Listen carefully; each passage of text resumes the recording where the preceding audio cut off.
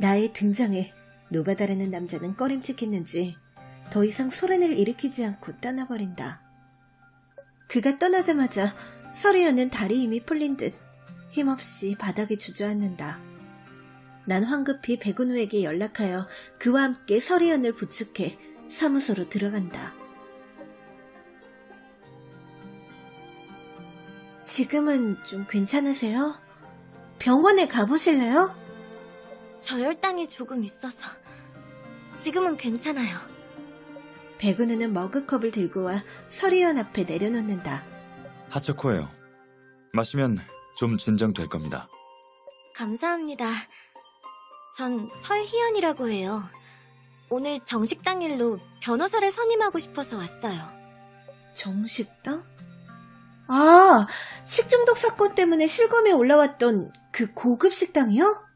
실검에 오른 건 다 조작된 거예요. 할아버지는 돌아가신 할머니를 추억하기 위해 이 가게를 여셨고 25년 동안 좋은 평판을 유지해 오셨어요. 이번 식중독 일은 그저 사고였을 뿐인데. 서리현 씨, 말씀하신 할아버지는 누구이며 본인과는 어떤 관계죠? 할아버지 성함은 방철원이에요. 정식당의 사장님이시자 제 후원자세요. 후원자요? 네. 할아버지는 오랫동안 가난한 학생들을 후원해 오셨는데 저도 그중 하나예요. 그분이 아니었다면 전 미림사범대에 들어가지 못했을 거예요. 오늘 여길 찾아오신 건 법원에 소송을 건 손님 때문인가요? 맞아요. 할아버지께서는 원래 보상을 해드리려 했는데 손님이 이때다 싶어 합의금으로 말도 안 되는 액수를 불러서 거절하셨어요. 그래서 손님들이 같이 바델 변호사 사무소에서 변호사를 선임하고 사장님을 고소했어요. 또 바델이야? 바델 변호사 사무소는 미림시에서 가장 큰 로펌이다. 그곳의 두 수석 변호사가 백은우에게 진 뒤로 바델은 우리를 못 잡아먹어서 안달이다.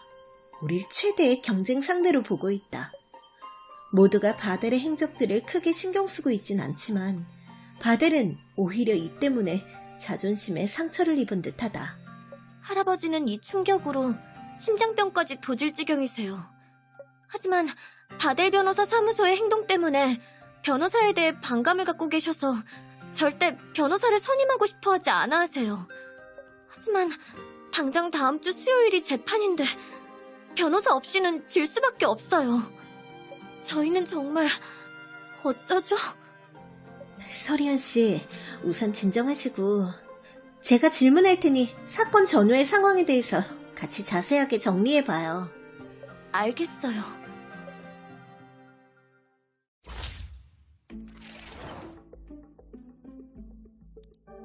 사고는 언제 발생했죠? 지지난주 금요일 점심이에요. 내 마누라가 여기서 동료들하고 점심을 먹은 뒤로 구토랑 설사가 멈추지 않아. 틀림없이 이쪽 식자재에 문제가 있는 거야. 우리 아들이랑 며느리도 마찬가지야. 정식당은 무슨... 내가 봤을 땐 죽은 물고기랑 썩은 새우로 요리를 한 거야. 그렇게 더럽게 돈 벌고 싶냐? 진단서도 다 여기 있어. 식약처 사람들이 왔을 때 증거를 보고도 계속 발뺌할 수 있는지 한번 보자고. 맞아, 그 어묵탕. 그거 버리기만 해봐. 그거 버리면 증거 소각. 아니지, 증거 인멸이야. 그날 총 6명의 손님이 식중독 증세를 보였고 모두 어묵탕을 시키셨어요. 식약처 검사 결과 국물 전용 생수에서 분말 살충제 성분이 검출됐고 식단 관리가 허술했다고 보고 있어요. 이게 사고 감정 보고서예요. 분말 살충제라.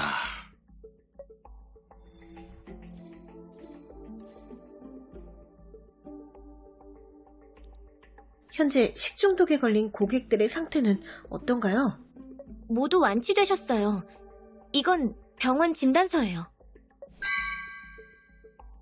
이날 6명의 손님 모두 가게에서 점심 식사를 마치고 돌아가자마자 계속 설사 증상이 있었다고 했지만 그 외에 다른 심각한 상황은 없었어요.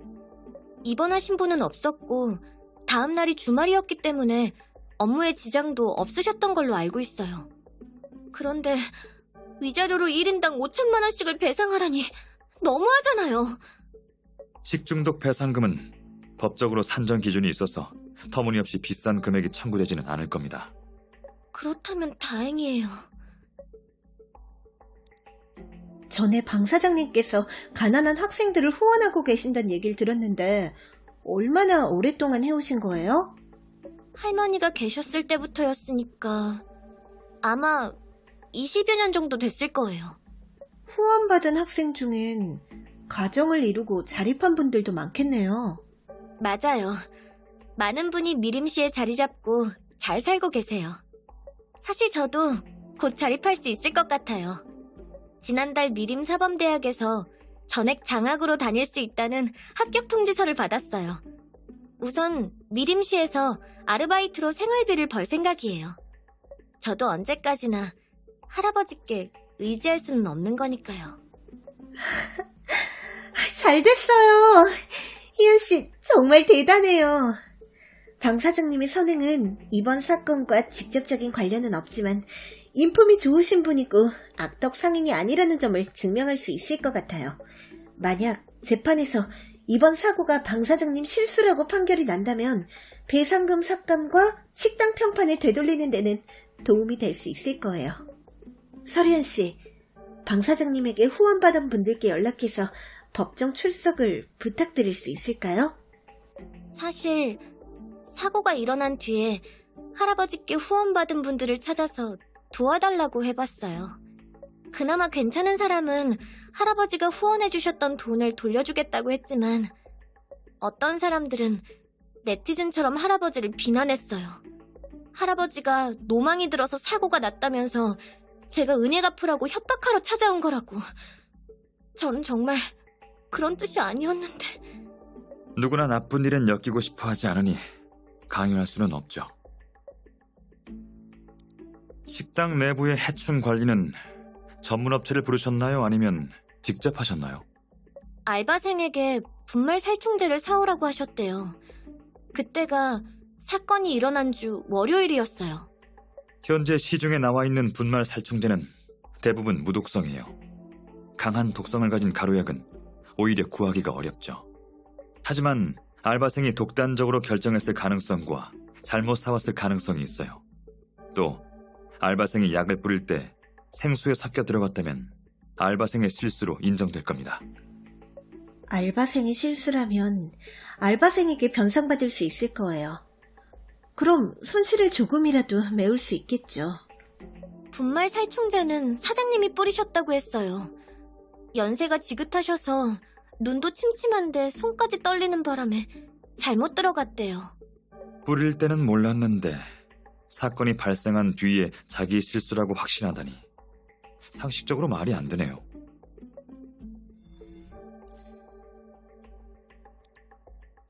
유독성 분말 살충제를 샀다는 것만으로도 수상하긴 해요. 사고 발생 후 종업원들에게서 이상한 행동이 보이진 않았나요? 이상한 행동이요? 갑자기 소비 수준을 훨씬 뛰어넘는 비싼 물건을 샀다든가 갑자기 여유가 생겼다든가. 그런 건 없는 것 같아요. 식당이 크진 않아서 할아버지가 직접 요리하시고 직원이라곤 종업원 1명에 알바생 1명뿐이에요. 사고가 있고 난 뒤에 그 두 직원은 자신들이 연루될까봐 무서웠는지 핑계를 대고 그만뒀어요. 그럼 아까 입구에서 신랑이 버린 사람은 누구예요? 노바다라고 맛집 투어 판매 매니저예요. 맛집 투어면 맛집 리뷰 어플 아니에요? 맞아요. 그 앱이에요. 맛집 투어가 이번 사고와 관련이 있나요? 원래는 아무 상관 없었는데 이 소식을 들은 노바다가 할아버지를 찾아와서 맛집 투어의 홍보 서비스를 팔려고 엄청 괴롭혔어요. 영감님, 이 식당 음식에 독이 들었던 게 사실인데 진짜 재판까지 가시려고? 괜히 돈은 돈대로 들고 식당 이미지는 되돌릴 수 없을걸? 그러지 말고 지금이라도 우리 맛집 투어 홍보 서비스를 써보시라니까. 그럼 고객들 고소 취하도 시켜주고 평판도 세탁해드리고 다시 재기할 수 있게 해드릴게. 노바다가 어떻게 고객들 고소를 취하시킬 수 있나요? 그리고 맛집 투어는 제가 듣기로 최근에 회사 상장 계획이 있다고 들었어요. 여론에 제일 민감한 때일 텐데. 어디로 튈지도 모르는 이슈에 연루된다는 건 상장하는 데에 리스크가 커지죠. 지혜로운 행동은 아니네요. 노바다가 식당을 찾은 건 개인의 생각인가요? 아니면 맛집 투어의 공식적인 뜻을 전하기 위해서인가요? 그건 저도 잘 모르겠어요. 그 회사가 원래 깨끗한 회사는 아닌 것 같아요. 노바다가 할아버지를 찾아온 게 처음도 아니었고요. 처음이 아니라고요? 아까 노바다가 방 사장님을 찾아온 게 처음이 아니라고 하셨는데 자세히 설명해 주실 수 있나요? 노바다가 맛집 투어에서 담당하고 있는 구역이 할아버지의 식당이 있는 곳이에요. 예전에 실적을 올리기 위해 하루가 멀다 하고 할아버지를 찾아와서는 프리미엄 회원가입을 강요했어요. 하지만 회비는 너무 비쌌고 할아버지께서는 돈을 아껴서 학생들을 후원해야 했기 때문에 거절하셨어요. 노바다는 실적을 달성하지 못해 회사에서 불이익을 당하자 할아버지를 원망했고 댓글 알바를 풀어 맛집 투어의 정식당에 악플로 도배하기 시작했어요. 모르긴 몰라도 이번 사고로 아마 신났을 거예요. 한마디로 노바다와 방 사장님 사이엔 이해관계가 있었다는 거네요. 식당에서 난 사고로 노바다는 이익을 얻을 수 있는 기회가 생겼어요. 백 변호사님은 노바다가 사건과 연관됐다고 생각하시는 건가요? 그냥 조사 과정일 뿐이에요.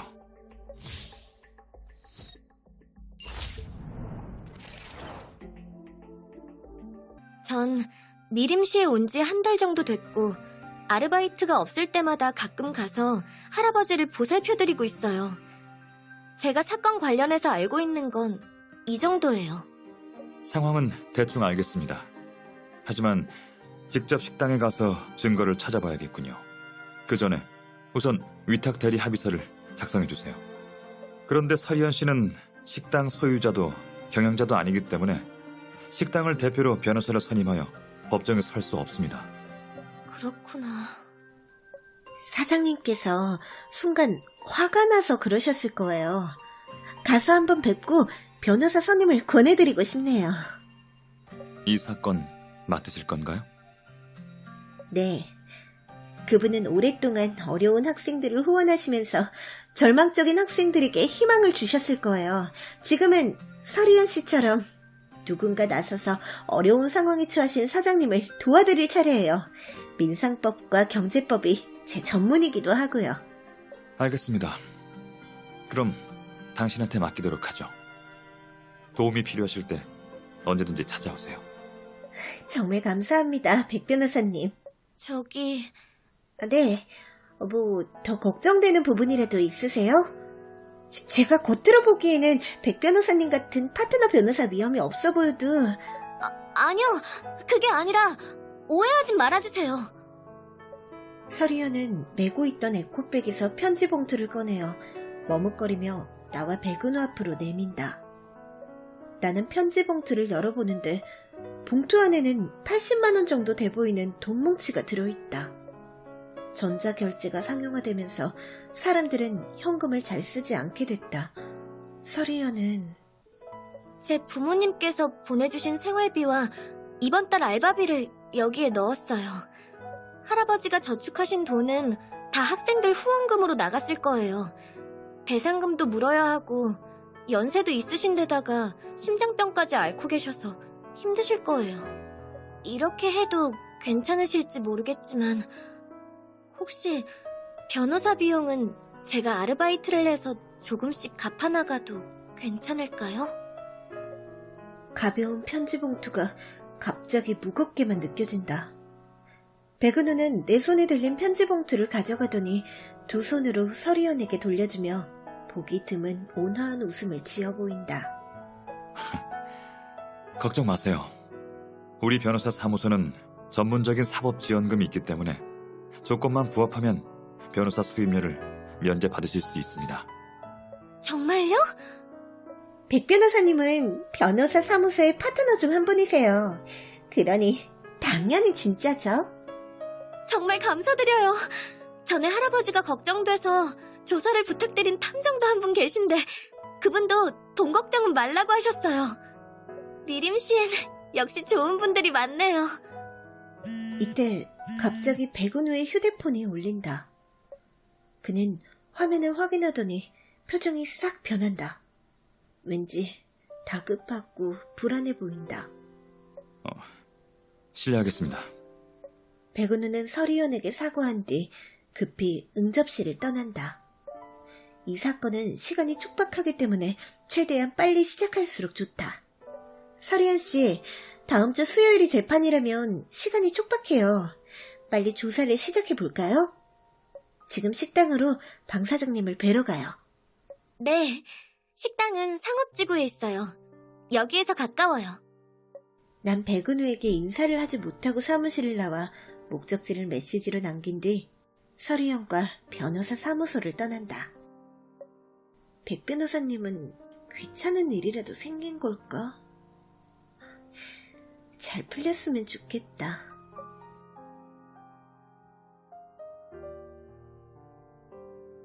사무실에서 통화 중이던 백은우는 불같이 화를 낸다. 그깟 메일 하나에 스승님을 배신한 걸 인정하다니. M2X, 전 이해할 수가 없으니 그렇게 알아두시죠. 우리 세 사람이 각자 다른 입장이니 공정함을 위해 새로운 사람과 조사를 진행할 생각입니다. 네, 적합한 사람을 찾게 되면 윤노아에게 심리평가를 부탁할 예정입니다.